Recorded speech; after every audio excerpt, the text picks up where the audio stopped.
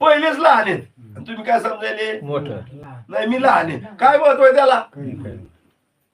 मोठा असेल लहान हा आधी मोठा असाव. काय असाव? मोठं असाव मोठं है ना. मग असण्यासाठी प्रयत्न करा मोठं व्हावा. काय व्हावा म्हणून पहिल्या माग ग्रंथाच्या आरंभी सांगितलं की प्रयत्न केले करा लावले ना. श्रवण करा, मनन करा, निध्यास करा आणि मोठं व्हा.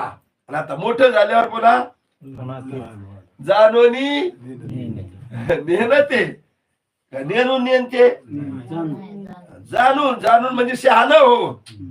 जाणून शब्दाचा अर्थ का? पहिले आपण कसे आहेत? हा आणि मग काय व्हा? जाणते वा म्हणजे शहाणे व्हा.